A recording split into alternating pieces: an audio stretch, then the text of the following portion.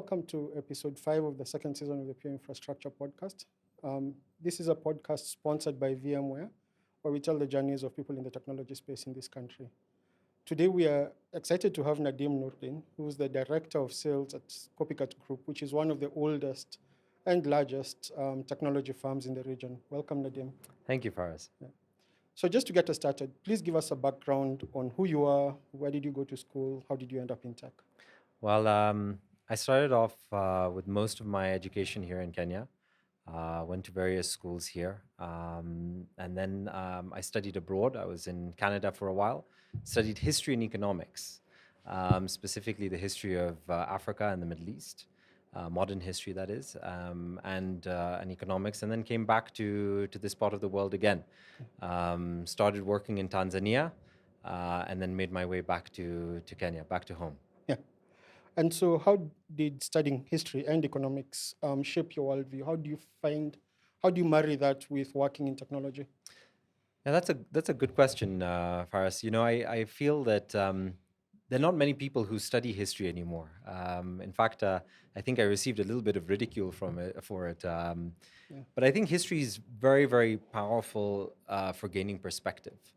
And I think that especially in the technology world where things are moving so quickly, and it's very hard sometimes to have a context of what direction technology is moving in and where that initiative actually came from in its infancy. But having a historical background, and I think also pairing that with economics, gives you some perspective to where things are going and why they're going there.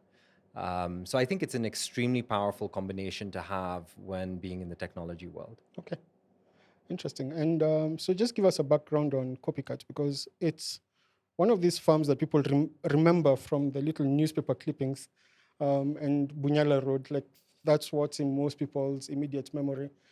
And I believe you're 39 years old? Yeah, I think we're turning 39. Yeah. So just give us a background on when Copycat started, why it started, where you've expanded to, and what Copycat does. So Copycat was founded by Mr. Raju Patel and Mr. Nadeem Noordin. The two of them came together to fill a gap in the market. At the time, they were working in an organization that was focused on office furniture. And they realized that office equipment was an area where there was going to be an increasing demand. So it started off with photocopiers, hence our name. And that was way back in 1984. So officially, they opened doors in 1985.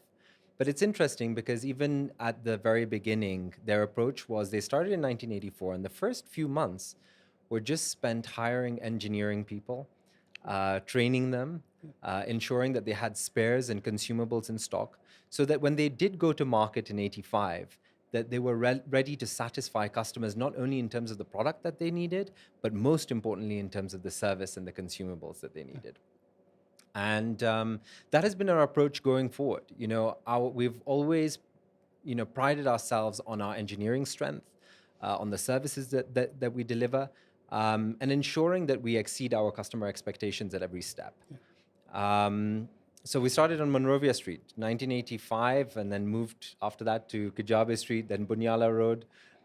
So it's been a long journey. And today we are headquartered in Nairobi, but we have offices in Uganda, in Ethiopia, in Rwanda, so across East Africa. So you've been leading Copycat sales for at a time when there's been tremendous technological change. Like, there have been shifts in how computing is sold, from servers to the cloud, and now people are buying, you're going to serverless computing, containers, and all of this. And even in how business applications are sold. How do you manage a sales force in a rapidly changing market situation, given that many times salespeople can be reticent to change? Like, they're used to selling one thing a certain way. It's predictable. The commission structure is predictable. So why change? Yeah, Faris, I joined the group to lead sales in 2019. So the first year of my sales plan was 2020. I don't know if that's for my sins, because, of course, the technological evolution is there, but, no one knew what 2020 held in store for all of us and how that was going to affect the market conditions. I think ultimately I had to take a lot of it in my stride. 2020 was a really good learning year. Um, I think it acted as a catalyst for technology adoption later on. So I think we saw that in 2022, once companies had kind of stabilized. Technology was the first area for them to spend, technology was the first area that they spent a significant amount in. But, you know, taking salespeople on an evolutionary journey is a whole challenge unto itself. I think ultimately, as a seller, you have to be able to sell anything, whether it is selling yourself, whether it is selling a product, whether it's selling a service. And I think the more versatile you can be in terms of how you position the product or service that you are selling, the more effective you will be. Today, customers are not interested in hearing about technology products. They really are not. They want to understand how their problem is going to be solved. So ultimately, it's about coaching sellers to be comfortable having those conversations that are very business focused. You have to understand processes in that industry. You have to understand the outcomes that leadership are looking for. And you have to be able to tailor your conversations, your products and services that you're pitching to those outcomes. Yeah. So it's basically an evolution into solution selling. Yeah, absolutely. Okay, and so another thing that I've noticed about Copycat is you've basically cornered the financial services industry, and I know the term fintech is used loosely a lot today to describe companies that are sort of involved in payments directly. But you provide a lot of technology to the financial services industry. And one of the things we were chatting earlier, and you provide the ATM, you provide the core banking, the networking, the servers that the core banking sits on, the databases. How did you move from selling copiers on one hand to sort of powering our banking industry? So I think just echoing off the first question that you asked me, we have always had a dedication to investing in resources, making sure that whatever we do, that we deliver it to a level that exceeds our customers' expectations. Also, technology is not static. It's constantly evolving, and we have to keep pace with that. And ultimately, your technology environment is all interconnected in some way, shape, or form.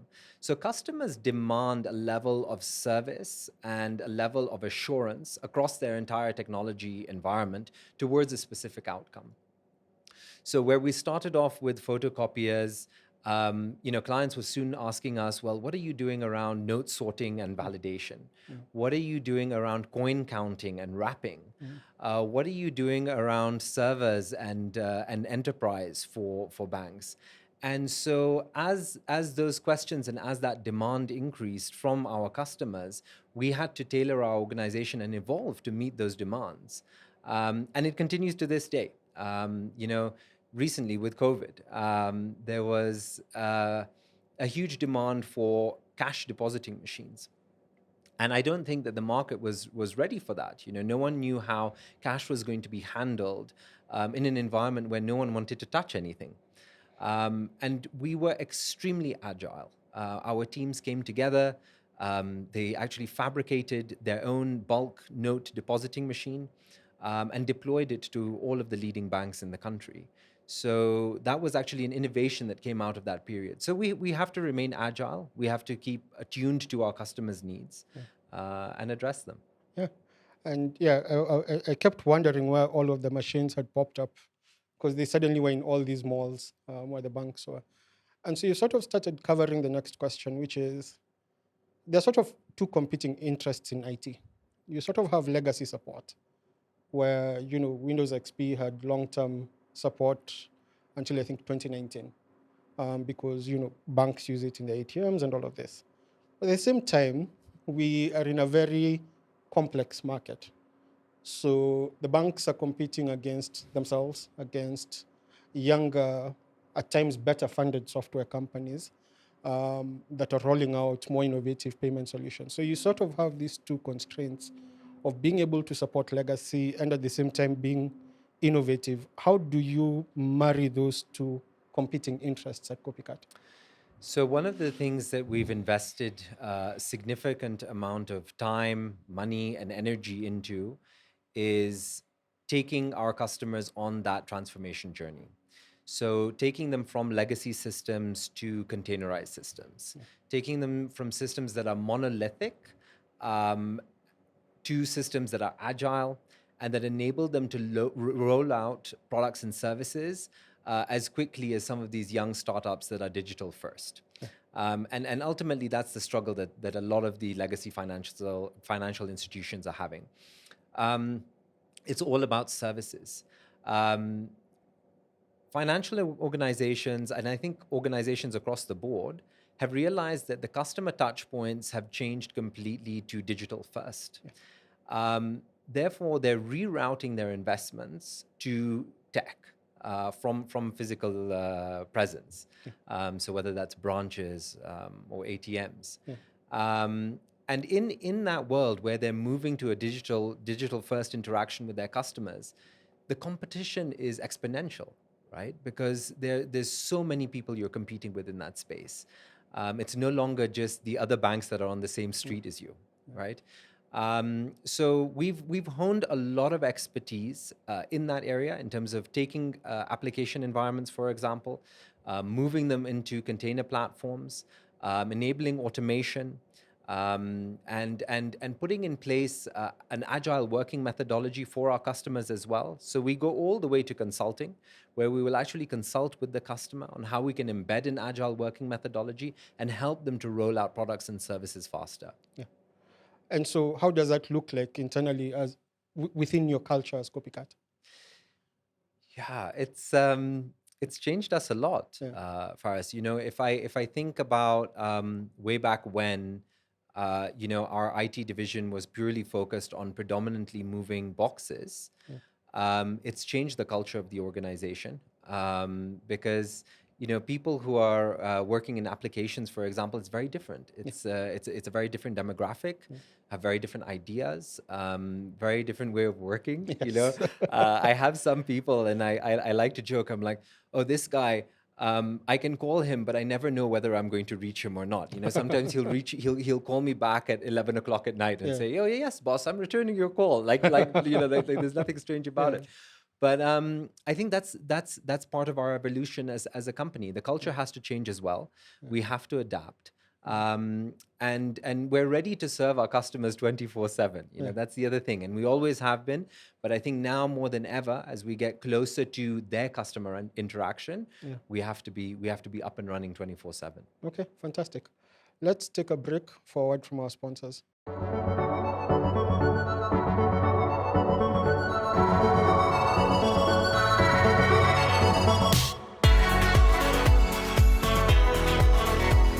VMware supports the overall architecture of our information and keeps us moving every single day. Without VMware, we couldn't get where we are right now. We could not achieve our multi-cloud strategy without VMware. It's glued together our Amazon environment with our Google environment with our own private cloud environment. We accelerated using the VM product, which allowed us to deploy over 1,200 devices to all of our officers. And we did it in such a quick time that we were able to meet the community needs. It literally saves patients' life to have access to their information everywhere at any time. Digital transformation is really the key. We need to give our medical staff access to all the applications, all data at their fingertips. With VMware, we can remove any uncertainty around our IT operations, empowering our company with the freedom to pursue new ideas. As we continue to transition towards renewables, we can be confident we have a trusted partner alongside the journey.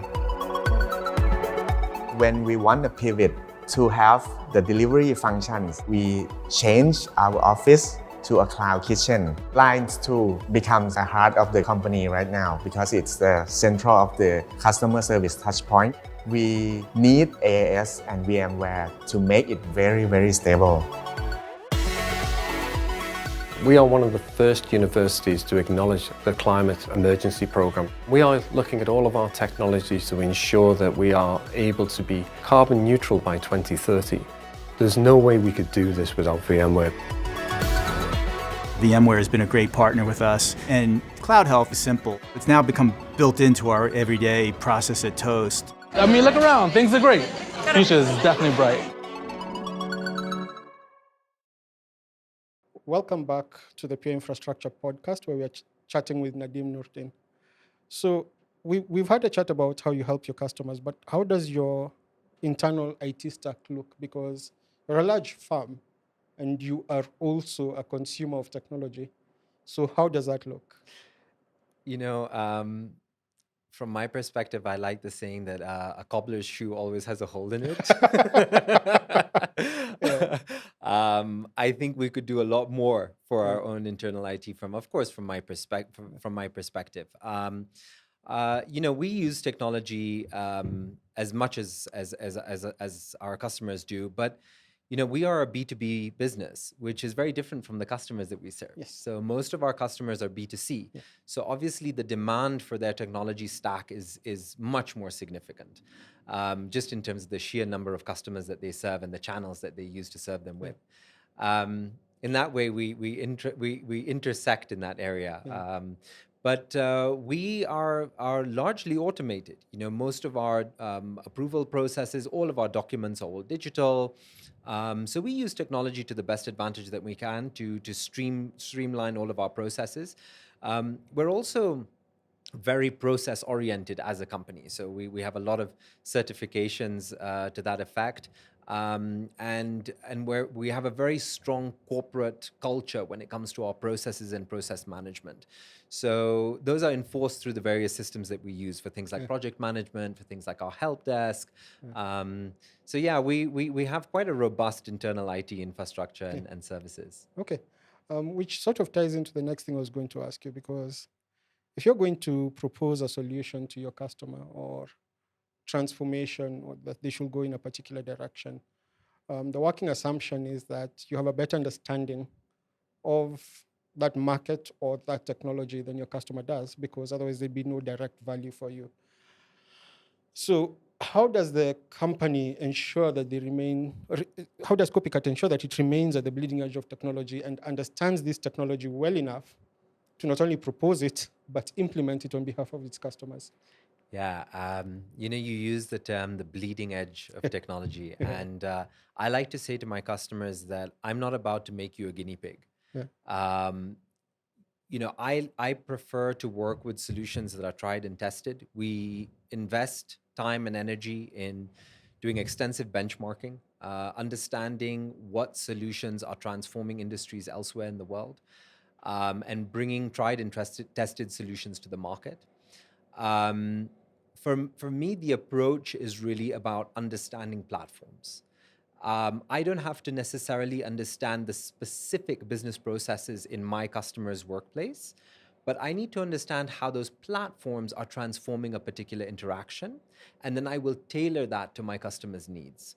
And so really it's about understanding a whole group of fundamentals and being able to bring those things together for a specific need for a specific customer. Because believe it or not, even in, for example, the same sector, you know, each bank, for example, will have its own processes and its own way of doing things. So we need to be able to adapt that to the way that they work. But it's about understanding those fundamentals and understanding them inside out, having exceptional skills in those fundamentals so that you can confidently propose a solution where they are going to be implemented and customized to that customer's requirements. So basically, you're like the Library of Alexandria for technology in this part of the world.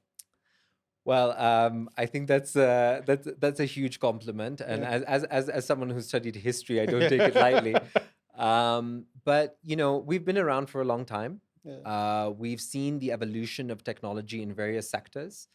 You know, including, for example, even in the regulatory environment. We work with a lot of the regulators in the region.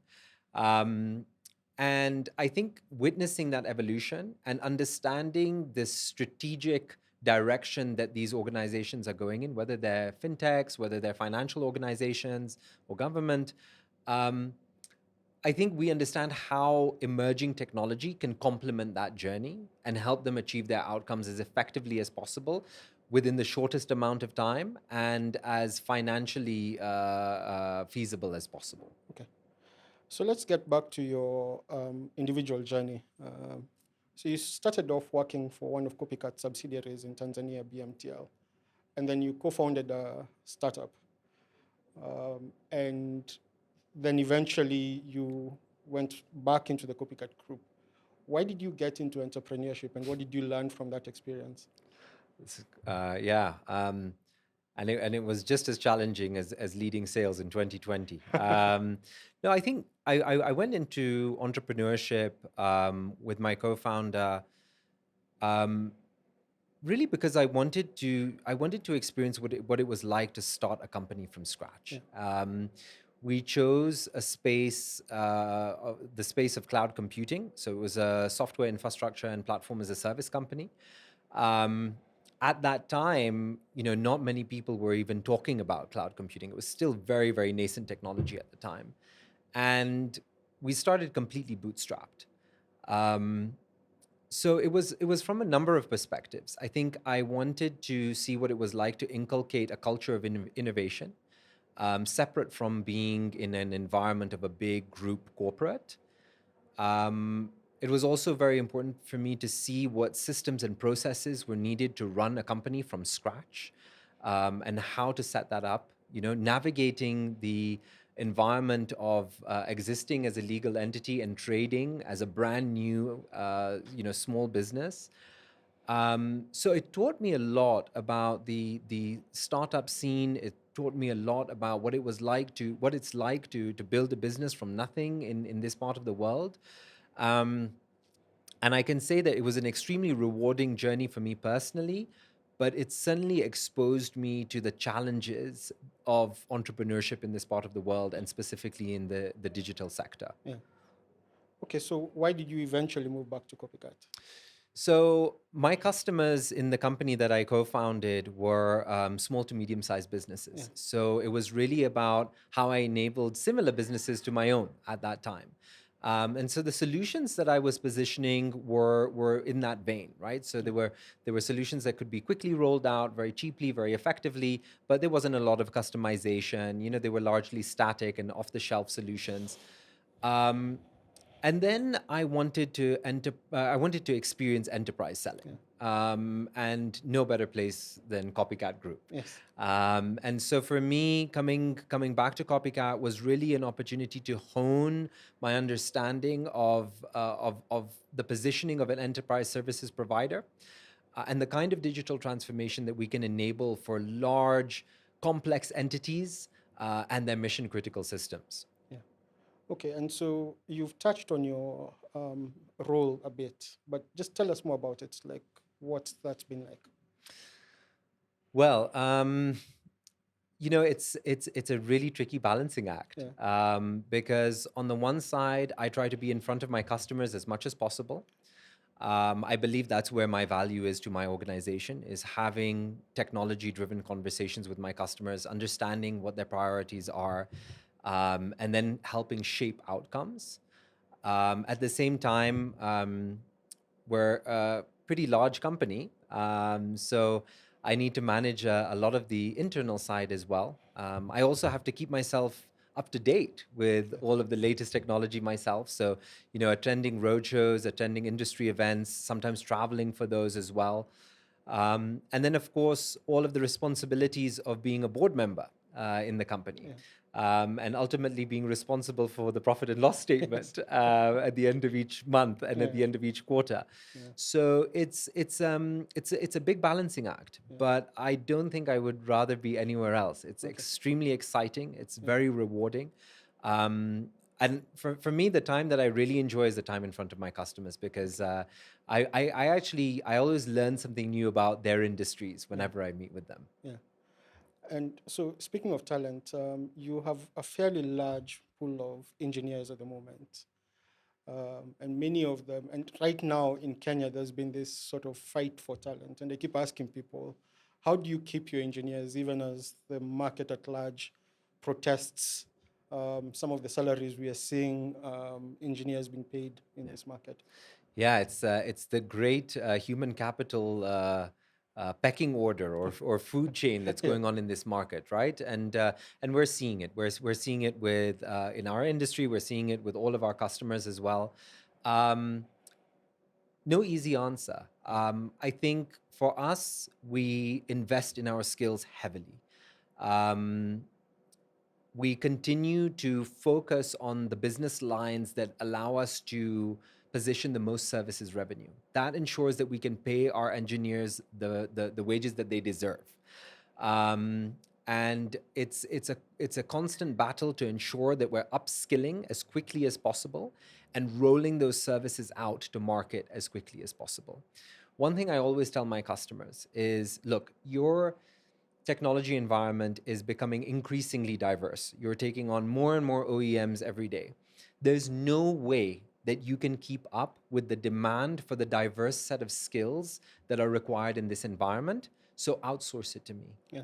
And I will take total ownership of the specific SLAs that you have to deliver to your stakeholders.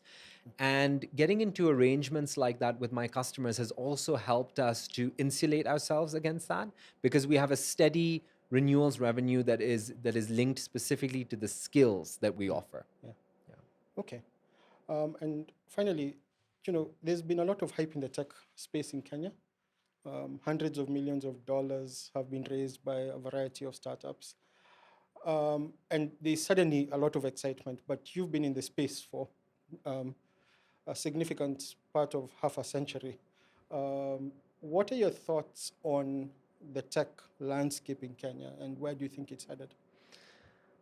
I think on the one side, it's extremely encouraging. It's great to see this innovation. I always say that human capital is the currency of the 21st century. Yeah. And if that's the case, then in Kenya is a multi-trillionaire, right? Yeah. Because we have the best human capital. At the same time, I'm disappointed to see that access to capital for indigenous Kenyans remains a challenge. Yeah. And as someone who founded my own startup, and as a Kenyan, I know how difficult it can be when you are totally bootstrapped. Yeah. And I think that if the space is really to thrive, I mean, it's great to see, all of the big hyperscalers, all of the big OEMs in town. It's fantastic to see that, and them hiring Kenyans and giving them opportunities abroad. I think that's great. But I think that a view needs to be taken about the expertise that we bring to the table. A view needs to be taken about what we are capable of doing in our own environment, and that needs to be enabled from a capital perspective. And I think that only we have the solutions to our problems. And I think that ultimately that needs to be enabled. So I see good progress, but I see a lot of opportunity as well. And I think it's important that when people are speculating on particular entities, that they qualify that Kenyans are at the root of solving those problems in this country. Yeah. So basically better investment in indigenous people. Yeah. Okay. What does the future hold for you and Copycat? Wow. That's a really difficult question to answer, because I think if you had asked our founders that in 1985, I don't think they would have ever anticipated that we would be where we are today. Yeah. Ultimately, our role is to act as an enabler. We enable our customers to get to their customers as quickly as possible and as efficiently as possible. That journey is going to continue.